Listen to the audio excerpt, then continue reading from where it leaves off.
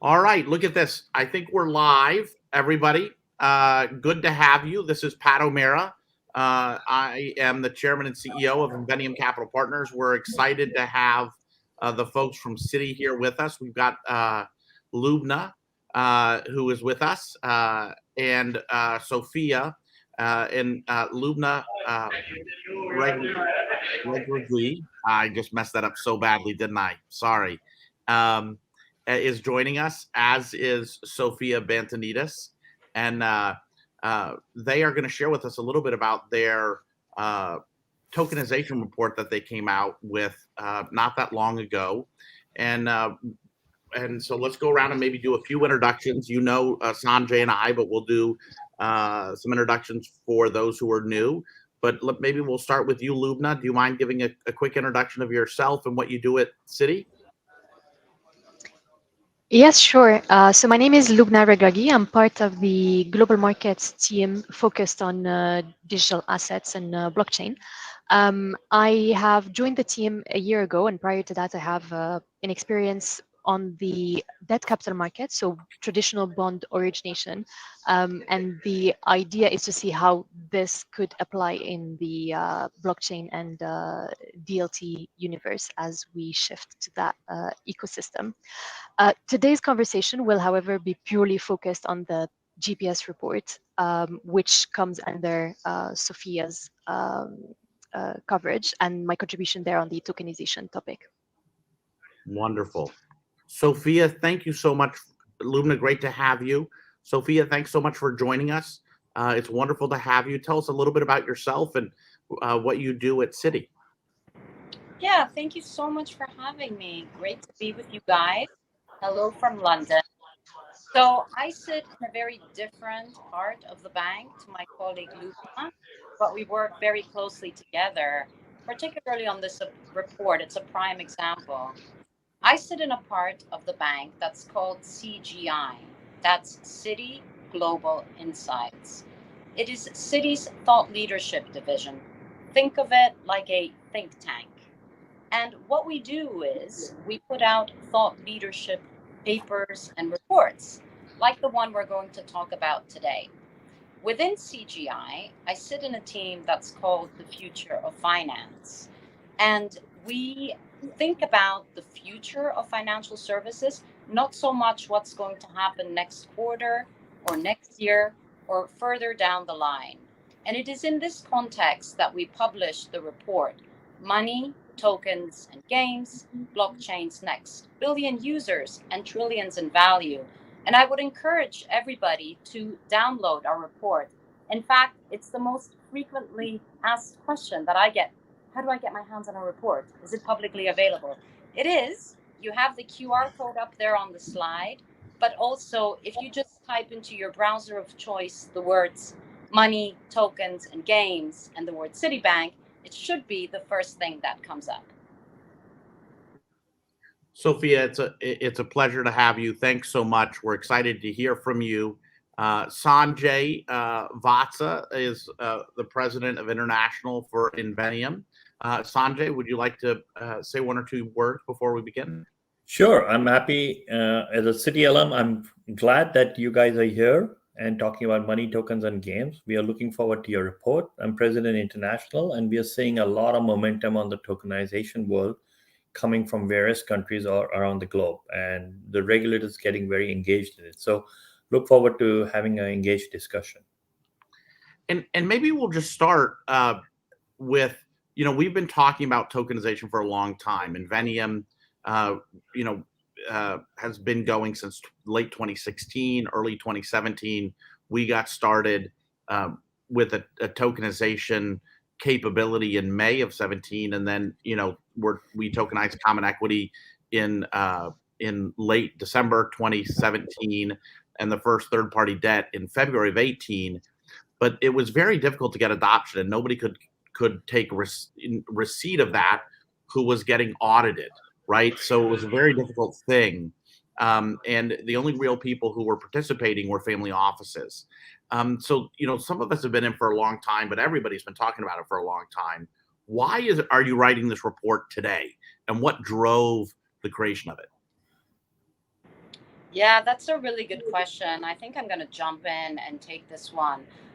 Look, like I said, our role in CGI is to look into the future. And as research analysts, as thematic research analysts, we're not concerned with what happens next quarter or next year.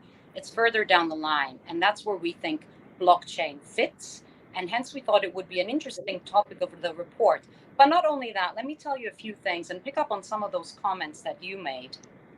The first point I would say, and which we highlight in the report, is the fact that blockchain, it's a very different type of emerging technology, certainly very different to the technology that's grabbing all the headlines right now. I'm thinking here of generative AI. And it's different, and maybe this is also why we haven't seen so much adoption to date, is because we're dealing with value and money. We're dealing with the transfer of value and the transfer of money. And the moment we do that, we enter into a regulated domain. So that's the first point. The second point is, well, blockchain doesn't really come with a prominent front end or user interface. It's a back end infrastructure technology that makes it really hard for the average person, or for anyone really, to visibly see and feel how it will be innovative. And that's why we haven't really seen mass adoption. We've been talking about it, Patrick, like you said, for the last, God knows how many years. Some would say 10 years, some would say 15 years, some would say more. And in our report, we argue that blockchain will not have a chat GPT moment. But, and here's the punchline, we say that we are at an inflection point, and that by 2030, and this is our thesis, it will be measured in billions and in trillions, and that people will be using it without realizing they're using it. In the same way, perhaps, you, like me, use Netflix today. You don't really care what the underlying technology is. You care about good quality content and ease of use. So the real key takeaways and why we think we're at this inflection point now, which drove us to write the report, is because number one, we are seeing the traditional industry coming together and buying into the technology. So whilst innovation always starts at the fringes, to get to scale, you need the traditional players adopting it. And that could be financial institutions, it could be exchanges, it could be regulators, it could be central banks. And this is slowly starting to happen. That's the first point. The second point, you touched on regulation in your intro. Well, we are actually seeing some very encouraging regulatory developments with what's happening in the UK on smart legal contracts, what's happening on trade finance, which paves the way for trade finance to eventually go on the blockchain. And these are just a few examples of some of these encouraging blockchain or DLT regulatory developments. And the third point is that the buy side, the investors, are looking to distribute their funds via tokenization. And Lubna will cover some of those technicalities in detail. But essentially, they're looking for tokenized solutions. And they're going to the sell side and asking, hey, what can you do for us?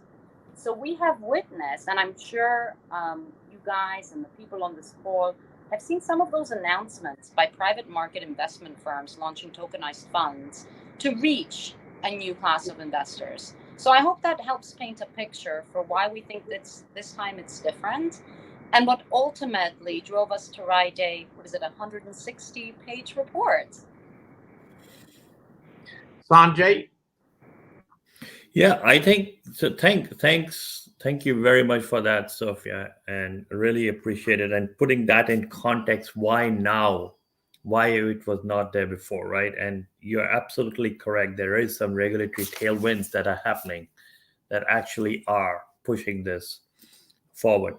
So when you talk about a $1 trillion market in your report, what do you believe is the sweet spots for the various participants, especially the banks in the market? Where do you think, how do you think the banks fit in? Because I think your report covers that.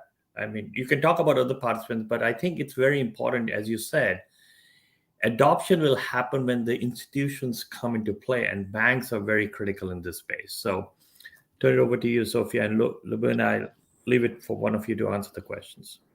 Yeah, maybe I'll start off, and then Lubna can also please contribute with her thoughts. But that, I mean, excuse the pun, but that really is the $1 trillion question, right? What's the sweet spot for banks? And I think certainly what I have witnessed since I joined Citi on the 1st of February 2016 is banks really asking themselves that question and getting their heads around the technology and the opportunities that this technology offers. So they have been soul searching, if you like, for that sweet spot. And let me talk to you a little bit about how they're doing it, give you some examples as well, and then talk about the end state. So where is this all going? So a few ways. Banks have been doing this in a few ways, and also facilitated through regulators too. Number one, they've been participating in regulatory tech sprints. So this is something that initially started in the UK, roughly in 2016 with the UK regulator. And it has been replicated globally, by the way, by different regulators and authorities around the world, but also at global level with global regulatory tech sprints. And the whole point of that is to pick a problem statement and to see how technology like blockchain, like DLT, can be applied by players like banks and also by fintechs, and come together and do this almost like competition with the regulators to test out the technology. So that's one of the ways. The second things banks have been doing is making investments, including Citibank too. I'm not on the investments team, but you can see the public announcement that Citi has made with respect to investments. The third thing banks have been doing is experimenting on very particular topics, be that, for example, central bank digital currencies, and to what degree those may or may not use blockchain. And we have done some experiments. Again, you can see the press releases and what's in the public domain. The next thing we've been doing is accelerators. And we have our own accelerator, our FinTech accelerator, which is actually based in Tel Aviv. But we've also been participating in global accelerators run by Accenture, where we participate alongside, and don't quote me here, but it's many other institutions, 30 or 40 institutions. And this lets us get really close to startup firms that are deploying the technology. And finally, we've been setting up various departments, digital assets departments, and departments looking at the technology and how it can apply to Citi in close detail. And as we all know, blockchain, it has a huge amount of applications in banking. It could be custody or digitizing supply chains and in trade finance. And I think what all of these point to is how the technology can be used to solve friction points, and also what additional features can be brought to certain products. And this is very interesting. And let me give you one example here, which I hope is relevant because it really is something that I think is on every institution's agenda. ESG, right? And the transition to renewable and green energy. That requires quite a lot of financing. And what we have today is quite inefficient in the private debt domain. But with DLT and this technology, you can have ESG tracking, and you can have tokenization, which unlocks new funding sources. Therefore, it allows you to tap into a whole wider investment pool. And you can integrate these ESG factors, and you can track the data in your investment decisions. So that's quite powerful. So those were some examples. And I thought I would conclude with what's sort of the end state sweet spot. Where's this all headed to?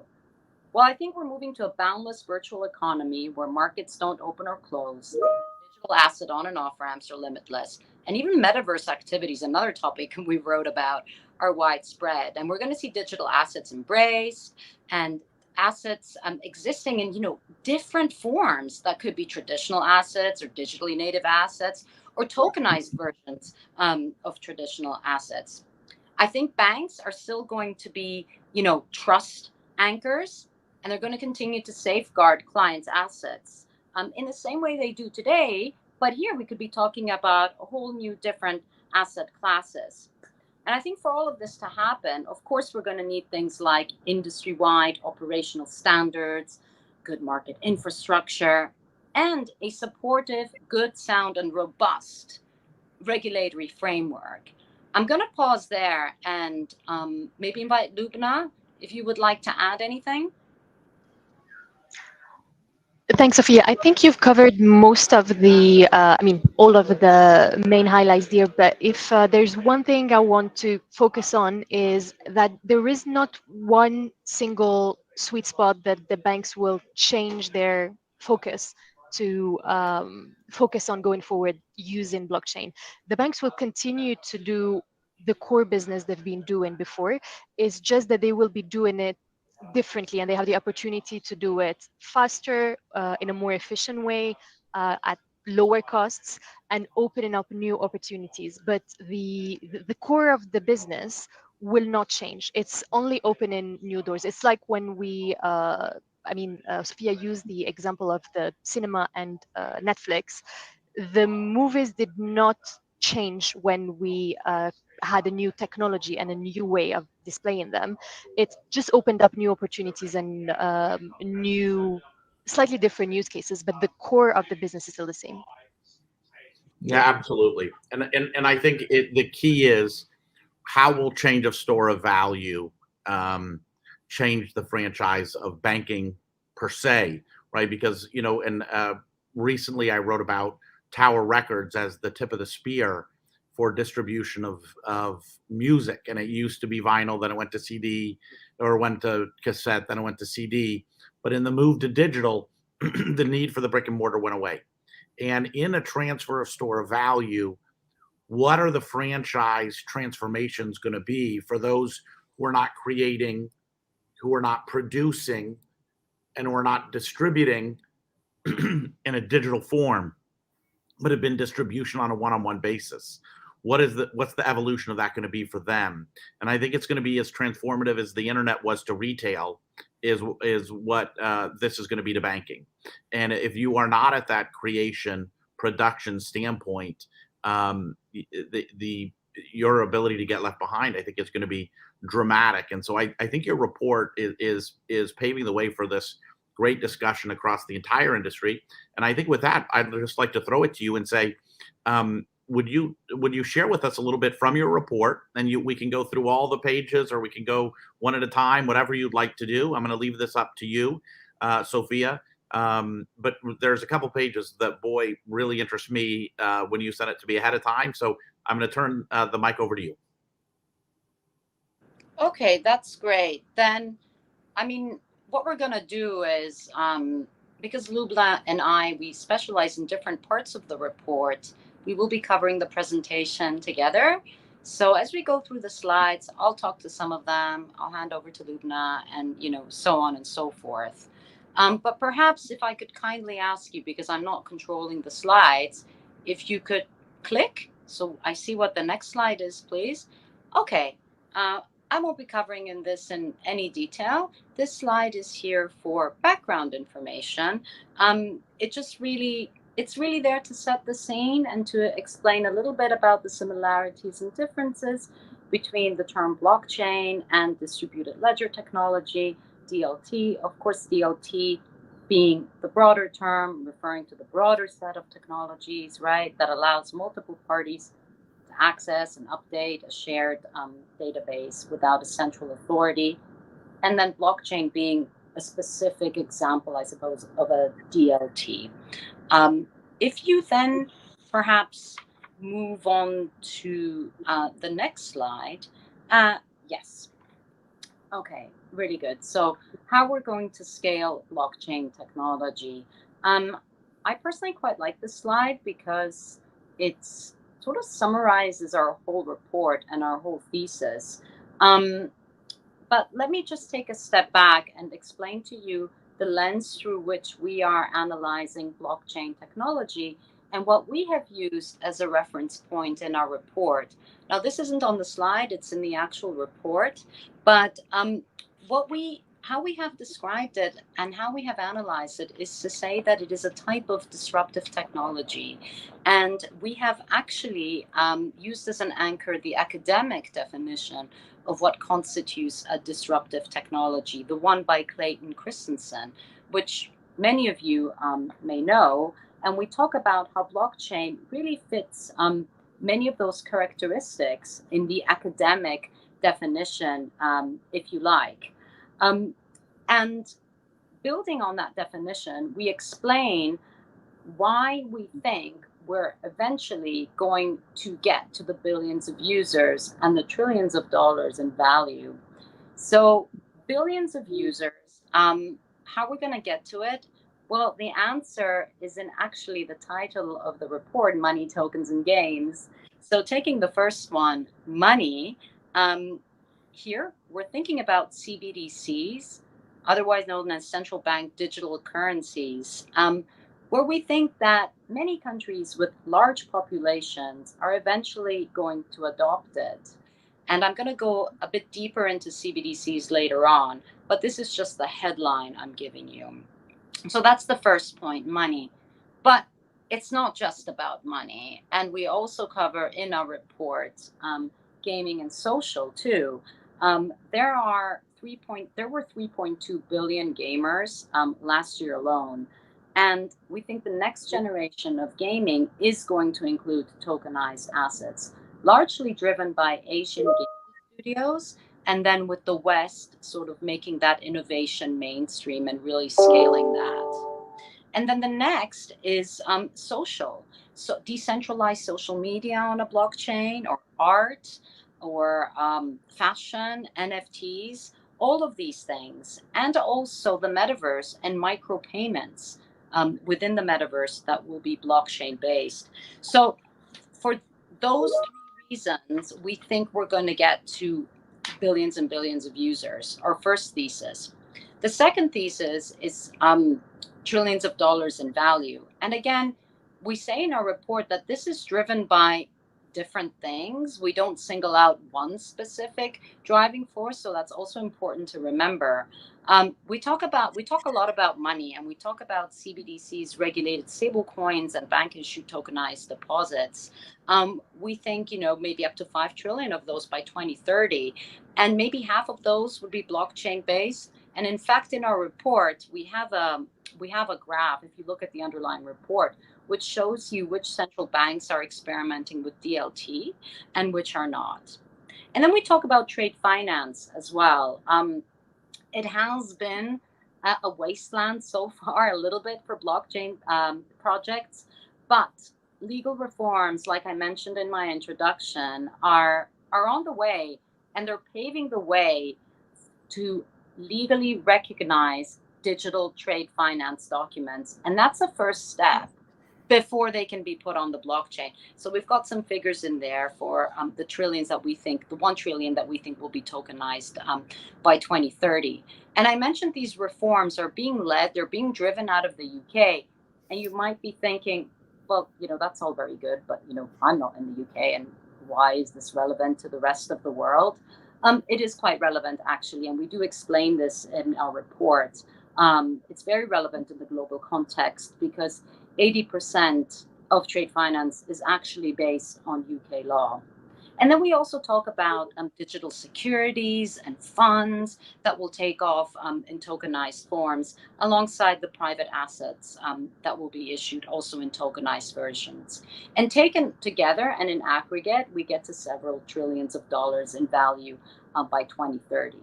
And then the final piece, which is the little box at the bottom, underpinning, of course, all of this is a legal framework that is going to accommodate these developments.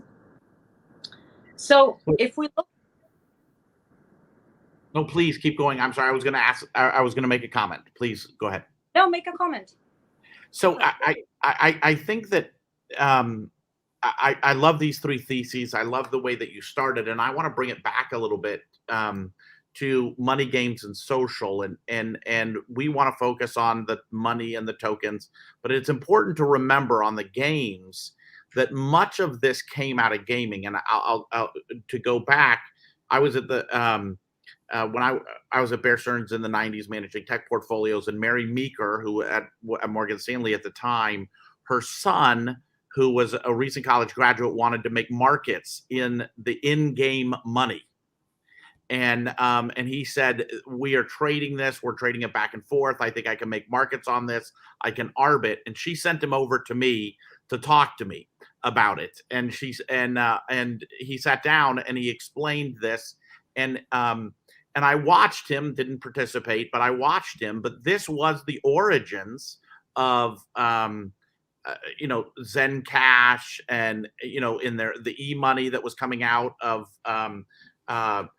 Israel, that we were seeing some great innovation in out of Technion, and then that really led to Adam Back, and that was the basis of Satoshi.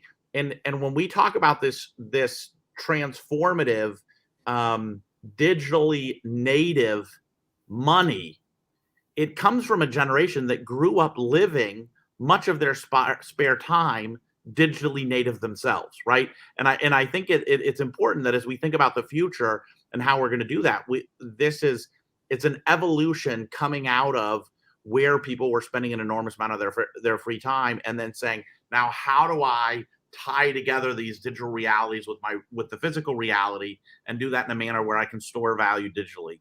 And it really is the origins of where we come from. And I'm sorry that was a side note, and I didn't mean to interrupt your flow. And I think you make a very good point here. Estimate 5 trillion of non-corporate quasi-sovereign debt and private asset tokenization by 2030. And I think, as you go along, and Lumina, if you can cover that aspect, why are we in the past few months, since you have issued the report, there has been a heightened pace of focus on tokenization. So we should touch on that, especially on the private asset side and commercial real estate.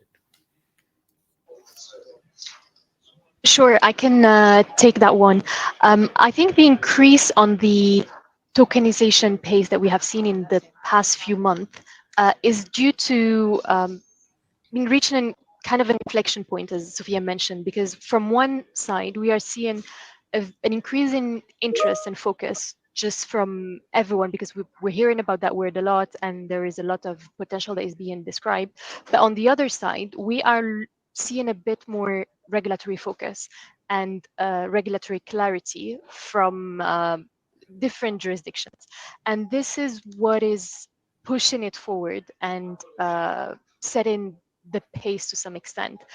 Recently, we had the EU pilot regime, a DLT pilot regime that started in March this year. There are discussions about a UK FMI sandbox that may come out next year. We have seen the other jurisdictions that have been very active in this space, like Switzerland, Singapore, that started to some extent early on. And this is given some a framework for and the confidence to traditional issuers to test and experiment in this space. And this is driving the conversations and also driving the focus to move the ecosystem forward and to try and solve for the challenges that it is facing as of today. And you see the picture, which unfortunately is covering Sophia the way that it's done. I'm on the screen right now. Sorry about that, Sophia. How much of this do you think is going to be private market assets? I like to see private markets as somehow of a separate to public assets, simply because we are looking at slightly different opportunities. When we talk about the traditional financial securities and the opportunities created by DLT, we are here talking more about market efficiency and potentially new products, but we're looking at an improvement of an already existing and functioning liquid market. When we talk about private market, here we are opening new opportunities, because we are first given access to the market to a new type of issuers and new assets that did not have access to such an easy access to investors. And then on the other side, we are given access to potential new pool of investors to certain type of investments. So this is creating a new, adding some new liquidity and creating new opportunities and an additional market that was not there before, which is facilitated by fractionalization, composability, easier access. So there is a lot more, the value add is bigger, but the way to get there is probably a bit harder. So it is easier to move the traditional market to DLT just because the liquidity is already there. It is just harder to convince everyone to move at the same pace. But on the private market, it requires a, a bit more work and effort, but the participants are probably more ready and available for that. And Lubina, to your point that you mentioned that what EU is doing, what UK is doing, which Sophie also mentioned, there's a lot happening in the Asian countries. The free zone that has been set up in India, IFSC, we are part of the first tokenization of real estate happening there that is being offered to non-residents, and they have an intention to tokenize entire road assets, the infrastructure assets, and on the yield side. So Singapore is taking off. Some of the regulatory tailwinds behind in Australia and South Korea, I think those also will add to what you suggested on the EU side. And these are all developing over the last few months as opposed to in the last 1 year. Yeah, for sure. If I can jump in on that piece and actually go a little slightly, not off piste here, but just talk about something that Patrick, you and I actually we're talking about in preparation for this. We were talking a little bit about CBDCs and programmability of money, right? And being able to trace money and what it's being used for, be that a government contract, a government subsidy, so on and so forth. And to your point, Sanjay, about what's happening in Asia very recently, I would encourage everybody to read the paper that was literally just published. I think it was either today or yesterday evening. I'm getting my days mixed up, but it's from the Monetary Authority of Singapore, and they talk about the programmability of money and a new type of money, purpose-bound money. I don't know if you've seen that as a way to program digital money, also using DLT, so that it can be used for a very specific purpose. And that can be done. You don't need a CBDC, but it could be done through CBDCs, or it could be done through tokenized deposits, or something like that.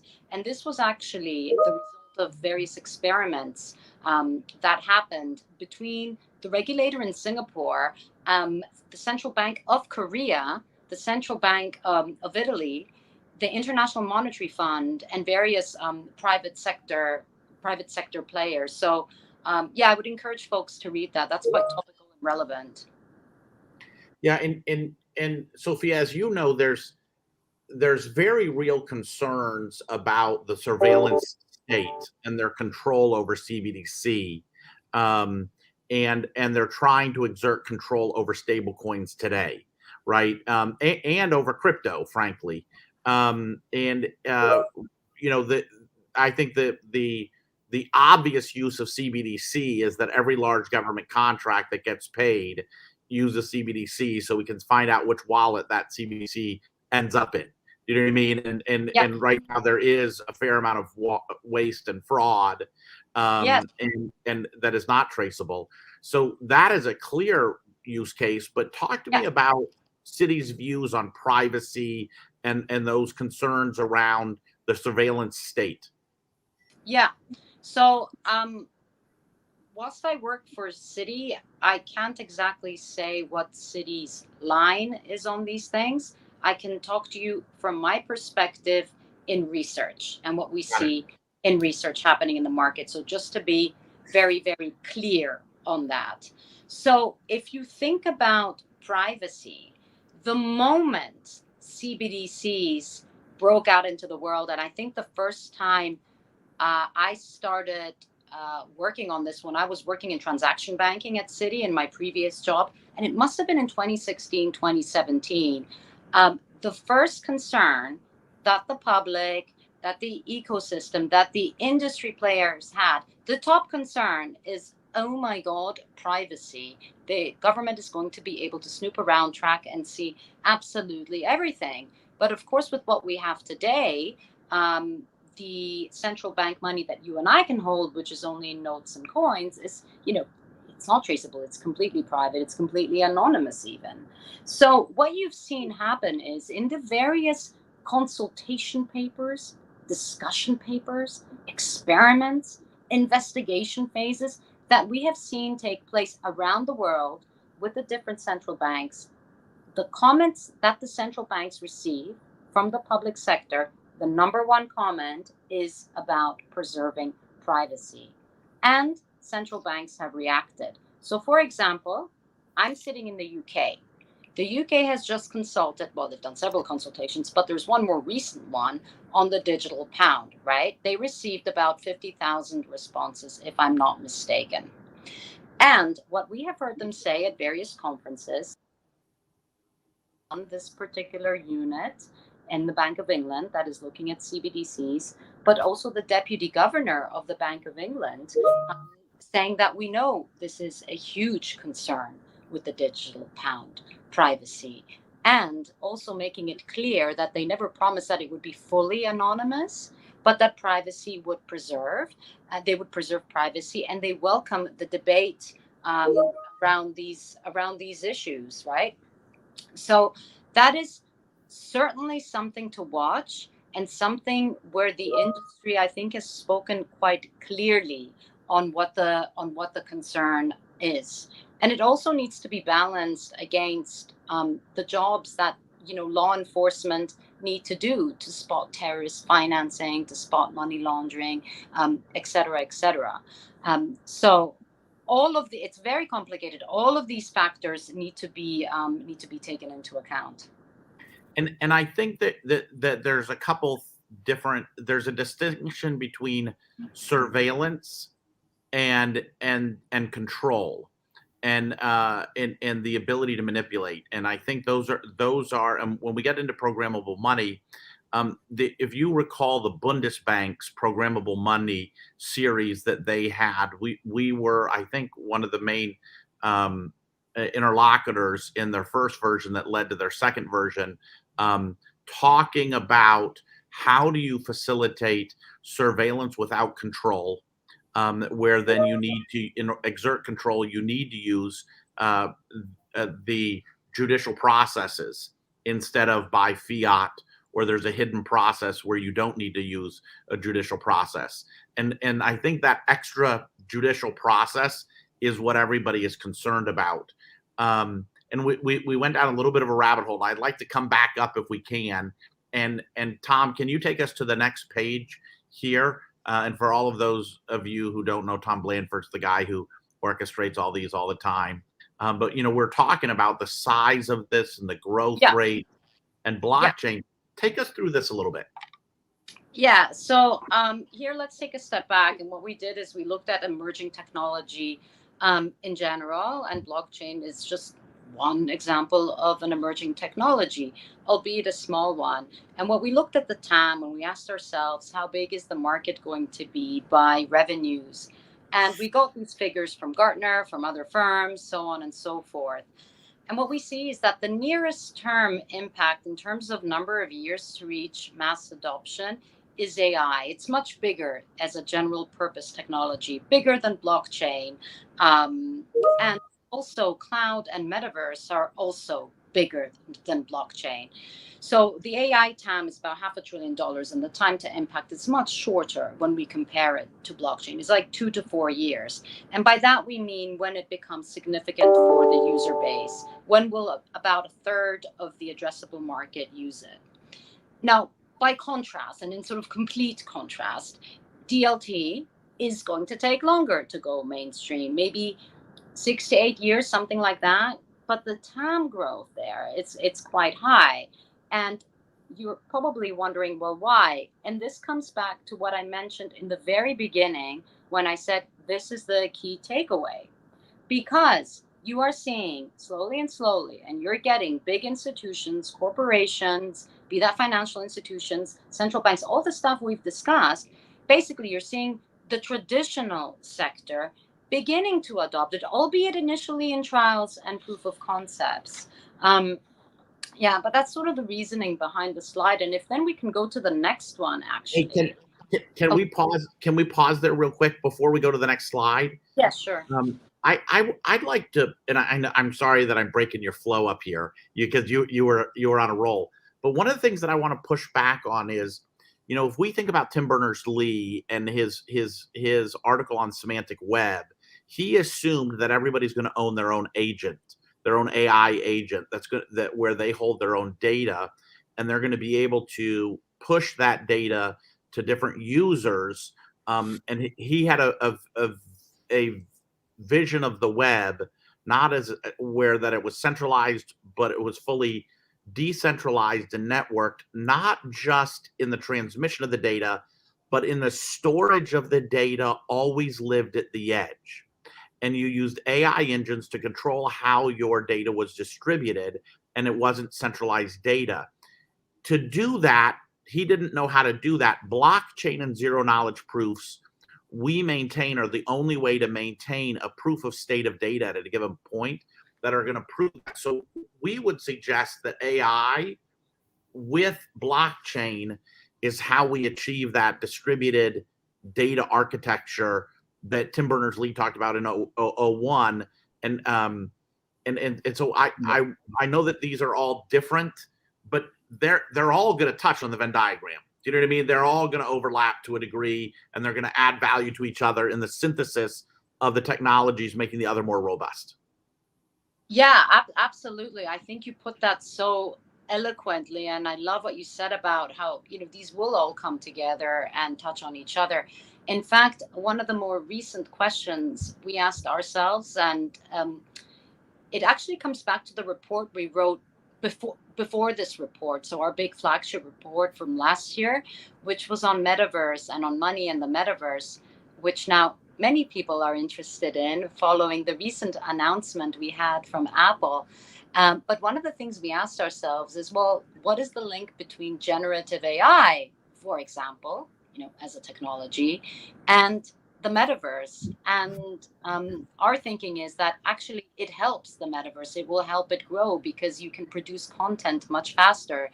So it's just to echo really your point in saying about not looking at these technologies in isolation, but them coming together.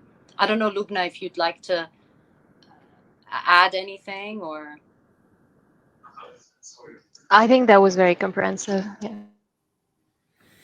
Tom, take us to the next page, brother. Sorry that we're slowing you down, Sophia. Keep going. No, it's fine. And I'm not really going to go through this one line by line at all, but it's really the forecasts we had by different type of use case within blockchain. So I'm just going to look at that top line there, which is money.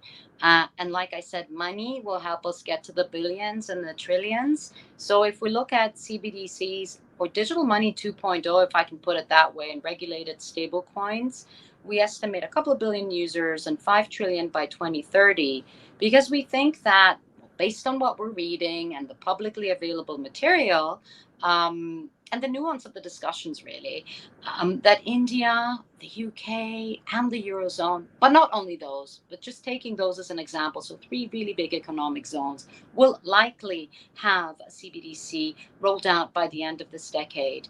And in these 3 zones, there's about $15 trillion of money floating around, if you like, of M0.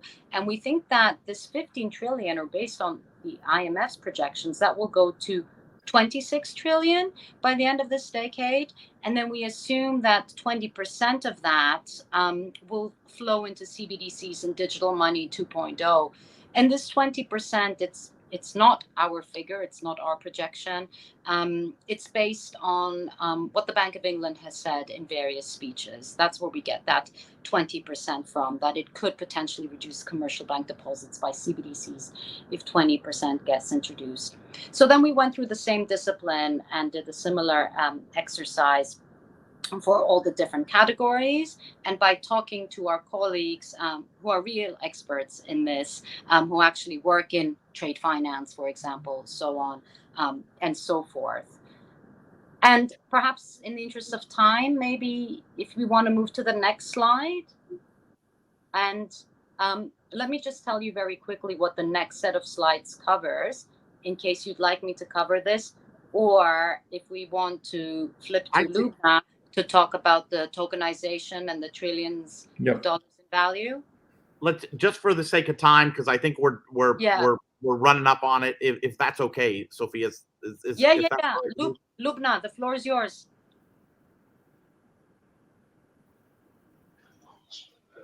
If we can go to page 11, maybe, and I'll try and cover everything in one page only. I think this is a good recap of where we stand. So we covered already why we're seeing the focus on the tokenization as of today, and why we're seeing two categories. But I want to go back to one thing that is very important here, which is the core definition of tokenization and what does it represent, and this explains to some extent the focus that we are seeing. So basically, when we move to tokenization, we're just moving the representation and record of information as a piece of code on a blockchain that lives on the token itself, which means that all attributes, including transaction history, ownership, etc., will be living on that token itself. In the financial industry, that means there are a lot of intermediate steps and a lot of intermediaries that were playing various roles that will be disrupted to some extent, and we will see a new end-to-end life cycle of these securities once the tokenization is being completed. And this is where most of the value add will come from, and this is why this is an important step that is being covered today. The market sizing we covered to some extent. Why now? I think this is also a point that was already highlighted. One important slide I want to briefly touch up on is slide 14, actually, if you can go and there. While Tom goes to 14, you made the comment about that are connected, that the token is a wallet entry, right? And it all lives on the log, so as a relationship to a log, and those log readers of all of the data, and where we can see, and I think these are the three big elements of what is valuable, right? Everybody can see what's in every account. Everybody can see every transaction, and it's audible and visible and viewable. And then lastly, the compute function is there. But the compute function also, we need to ensure that the data feed, we can recreate the data feed through time that we're pulling, and we're pulling that data in a GDPR or CPPP compliant, particularly as we deal with private assets, which means we're going to need to use those zero knowledge proofs, right? And those zero knowledge proofs that are that we can recreate and have auditable the source of data, and ensure that the data we're looking at was in fact the data that was run through either an enterprise calculation or an on-chain calculation, right? And I wanted to kind of just throw that out, because I think that's a big part of as private market assets get there, the data processing through those computational engines is paramount, right? It doesn't happen without symmetric data. Yeah, that's correct. And this links up to the fact that even where we see in a completely disrupted end-to-end cycle, each of the intermediaries, when their original role will be completely disrupted, will probably just morph into a new different role. So they will be playing a new, because as some requirements disappear, we are moving to a new format and a new way of doing things, where we are seeing new roles emerge, and these will need to be covered, ideally with experimented counterparties. Yep. And to Pat's point, I think the magic bullet is, there is an aspect to it that the digital representation of a security through a token is important, but the magic bullet will be the data informing that token with the underlying information about the asset is the magic bullet, is what's going to make adoption happen. Sorry, Lubina, I interrupted you, but just wanted to add that. which was the perfect transition, actually, because we're going to cover here the key enablers and what will help this actually scale up and move to the next step. We touched base on some of these already. So I think the first must is having more regulatory clarity and a legal framework. That's first to just give the confidence to issuers and investors to issue, to trade, and to hold tokenized securities. And that was the trigger for what you mentioned, Singapore as an example, and multiple jurisdictions that have a small edge. It was the case in Europe, in France, Luxembourg, where we have seen for the first pilots and proof of concepts emerge. And a perfect example for that is in the UK. There have been a lot of debate around the fact that common law should be flexible enough to allow everyone to experiment, and we don't need to put that in writing. But it's only after a legal statement was published by the UK jurisdiction task force explaining that actually a digital security could potentially be treated same as a traditional security, that we have seen more focus and people looking at this more closely. And this also goes together with regulated sandboxes that are allowing everyone to experiment in a safe environment.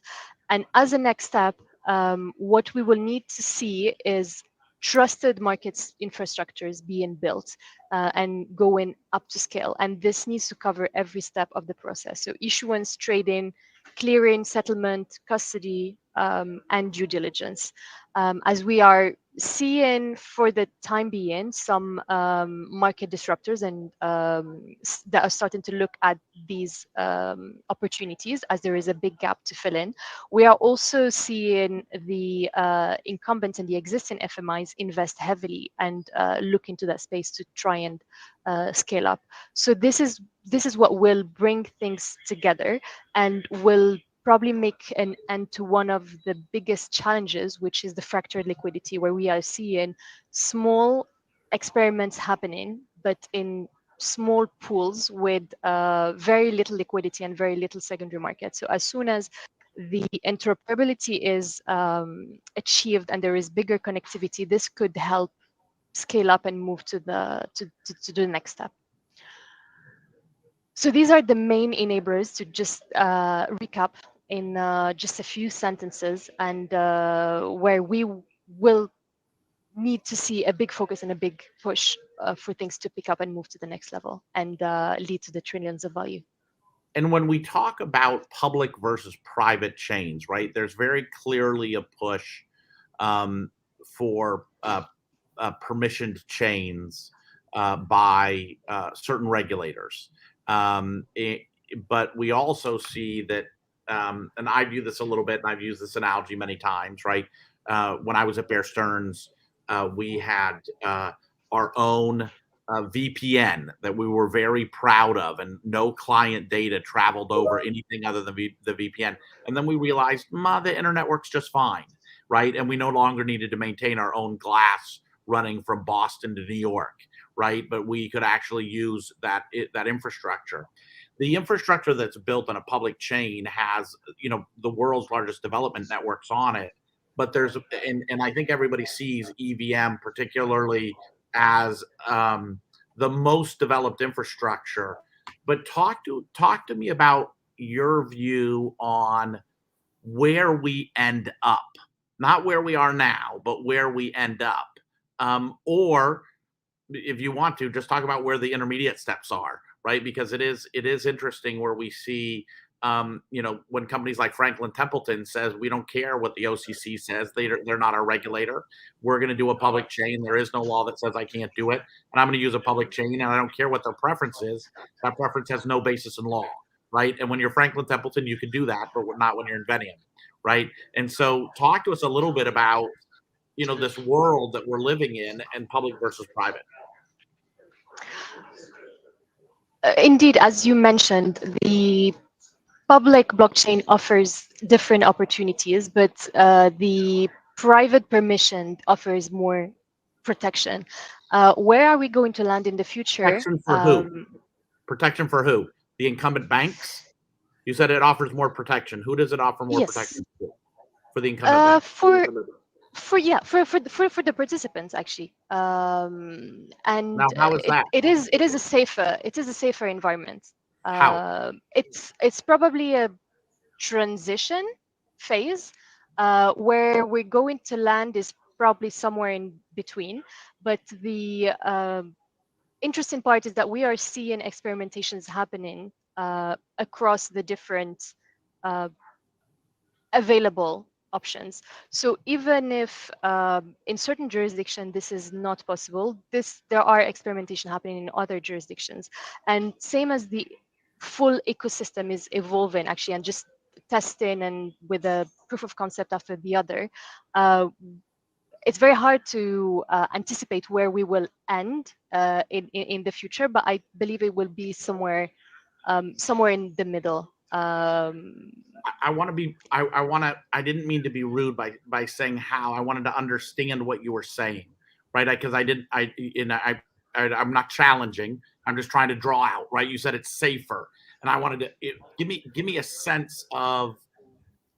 Or we can pass because there's 4 minutes left, and I don't want that to be the end of this conversation. Is that we're doing that, but I wanted to understand what when you think about a permissioned chain as safer versus where there's a limited number of actors versus a broader consensus mechanism. Is it because you feel more comfortable with a limited number of regulated versus a broad number of consensus? Yes. Think that? Okay, gotcha. And I didn't mean to be challenging. It's because you're it's based on you giving permission, so it's easier for probably for the testing phase, and while everyone is still discovering, if you're basing it on the initial permission given to who will participate or not. I agree It's with more from that that completely. For experimentation, I agree with that 100%. And on the other one, I'm going to put that in my pipe and smoke it. But we've got like 3 minutes left, and I'd like to maybe just give each of you a chance. First off, I want to say thank you for coming on. Yep. Thank you for sharing with us. You guys have done great work. This report has so many gems in it. I recommend everybody to read it. But Lubna and Sophia, what are any final comments that you have for us? Well, everybody, download our report, Money, Token, Gains, Citi, or look at the things I post on LinkedIn, and you can click on the link. Disruptive innovation, it starts from the edges. People don't take it seriously, but slowly it goes mainstream. Tokenization could be a killer use case for blockchain. Yes, adoption will be slow. We're dealing with money. We're entering into the regulatory sphere, and regulation is featured quite a bit, actually, in our talk. But we are at an interesting inflection point. And don't forget, other technologies, they've been around for many, many years. AI around for 70 years. And it's only now that we got to Chat GPT. Interesting inflection point. Read our report, guys, to find out how it's going to scale. Thank you, Sophia. Lubna, anything you want to add there? That was a great recap. I mean, I insist on the fact, download the report and read it, because that covers a lot of the ground and a lot of definition and concepts that have been mentioned previously. And it's exactly that. There's a long path to get to tokenization. I think now everyone understands what are the opportunities and what is the potential for that. But in order to get to the final stage, there's a lot of testing to do, a lot of technology build to do, and a lot of regulatory focus that is still needed to get there. But once we reach that inflection point, it should move much faster from there. Yes. Sanjay, give me any comments that you have for us. Listen, I was there when you released a report about 3 months ago, I think it was. I'm trying to see in London, and I think what's really interesting is that the pace that has happened in the last 3 months with new rate. I think there's a difference between developed countries and developing countries. The developing countries are seeing the economy develop by adopting to digital assets a lot more, and the tokenization, the freeing up of money from the private assets. So they're seeing that as a way to go from 5 trillion to 10 trillion economy. The developed economies are maintaining, sustaining what it is, and they're taking their own time. So I think you're seeing a lot going to come out of developing countries, Southeast Asia, India, UAE, and all those kind of countries. You're going to see adoption being very fast-paced there. And there's already a groundswell of momentum that's happened over the last 3 months as it relates to this. Yeah, and I if we can just end with a thank you. Your work on creating this report must have been significant. The report you produced was excellent, and any scientific evolution that rethinks not just technical evolution but scientific. And the reason I say this is there is a technical evolution, but store of value, which has an anthropological reality to it on how we store value, from gold to bank-denominated notes to digital instruments.